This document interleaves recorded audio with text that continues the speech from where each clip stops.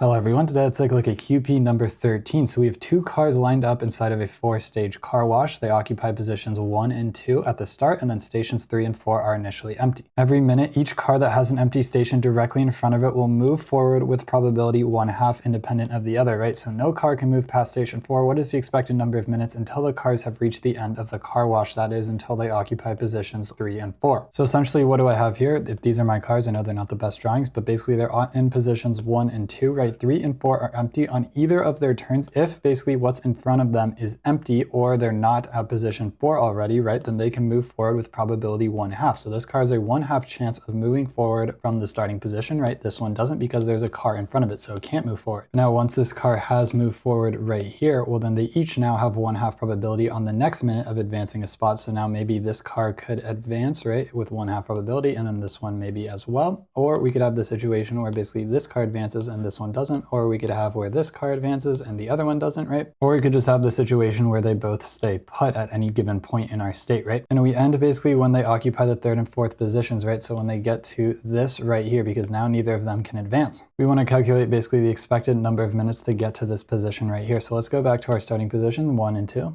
Now we can model this problem using states, right? I'm going to call this initial starting state 1, 2, because our first car is in position 1 and our second car is in position 2. Now from this state right here, the only thing that could happen with 1/2 probability, this car is going to move forward one state, and with 1/2 probability, it's going to stay in the exact same state, right? So we can draw that like this. We have a 1/2 chance of staying in the same state, a 1/2 chance of going forward to this new state where we basically have, this will be 1,3. And now from this state, we could have a bunch of different things happen, right? Either this car is going to move up and the other one will stay put. That's going to happen with probability 1/2 times 1/2, so 1/4. So if we call this state right here 2,3, because the first car is in position 2 and the second car is in position 3, we're going to it from this state with probability 1/4. Again, it's 1/4 because we have two independent events happening right here, right? This one's not moving forward with probability 1/2, and this one is moving forward with probability 1/2. So you multiply them, you get 1/4. So now what else could happen from state 1, 3? Well, we could basically have this car move forward and this car stay put, which is also going to happen with 1/4, again, because they're independent. So we have this state right here, which is 1,4. That happens with 1/4 probability. And that is not it. From this state right here, we could also have both cars stay put. That's going to happen with 1/4 probability again. So we're 1/4 chance of staying in the exact same state. Now the final thing that could happen from this state is this car moves up 1 and so does this one, right? And that happens with probability 1/4 as well for the exact same reasons, right? So we're going to go to state 2 for 1/4 of the time. Now when we're in the state of 2,4, there's only one thing that could happen, right? With 1/2 probability, we're going to move forward. Sorry, there's actually two things. We're going to move forward with 1/2 probability and we're going to stay in place with 1/2 probability, right? So 1/2 here and then 1/2 chance that we get to basically our ending state, which is when they're both going to be in the final positions. Now let's go back and look at this one, right? 1,4, we're either going to stay in the same state with 1/2 probability or we're going to go to the state 2,4 with 1/2 probability when we move forward like this. And now from the state of 2,3, right, we have two different options, right? Either the car is going to stay put with 1/2 probability again, or this front car is going to advance with probability 1/2. And that would put us right back in this state right here of 2,4. So now this is basically the worked out Markov chain. You can see it's pretty complicated, but we can simplify it a lot. You can simplify it just by noticing these patterns in the Markov chain. For instance, this one right here, just like we talked about in QP 121, right?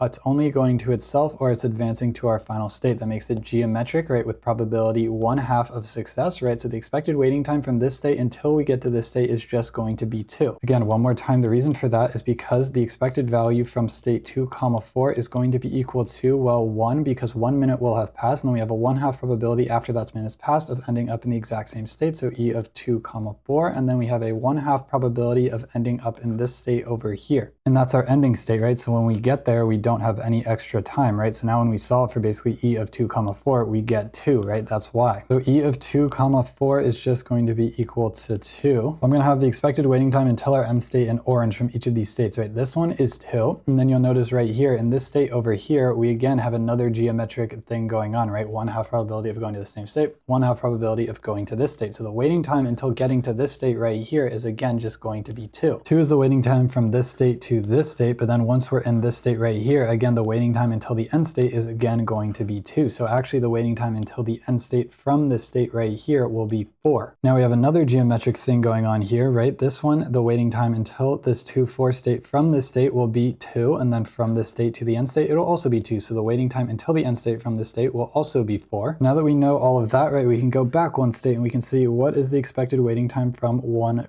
3, and it's going to be equal to 1 because we're going to wait a minute from that state, and then we're going to end up basically back in the same state with probability 1/4, so plus 1/4 times E1, 3, and then we have a 1/4 probability of ending up in this state in which we'll have waiting time of 4, so a 1/4 chance of having a waiting time of 4, and then another 1/4 chance of having a waiting time of 4, and then we have our final 1/4 chance in which we have a waiting time of 2. So we add on a 1/4 times 2. So now to solve for this waiting time right here, we have a 1, we have another 1, we have a third one, right? That's going to be 3 plus this is going to be a half, so 3.5, right? So when we subtract this over to the other side, we just get 3/4 times the expected waiting time from state 1, 3 is equal to, well, 3 plus a half, so it's going to be 7 halves. Now when we multiply both sides by 4 on 3, we get the expected waiting time from 1, 3 is going to be 28 divided by 6, which is equal to 14 on 3 in lowest terms. And now look at this, the waiting time from our initial state of 1, 2 is again just going to be geometric. We have this arrow going to itself and 1 going forward. It's going to be geometric, and our waiting time is going to be 2 until we get to this state, right? So the expected waiting time from 1, 2 is just going to be equal to 2 plus basically 14 on 3, because we wait 2 minutes to get to this state, and then we wait 14 on 3 minutes to get to our end state from this state. So 2 plus 14 on 3, that's just going to be equal to 20 on 3. So that is the final answer. So this question is just about practice using states and finding those patterns that make it a lot simpler, right? So our final answer is 20 divided by 3, right? That's going to be the expected number of minutes to get from this state right here to our end state like this.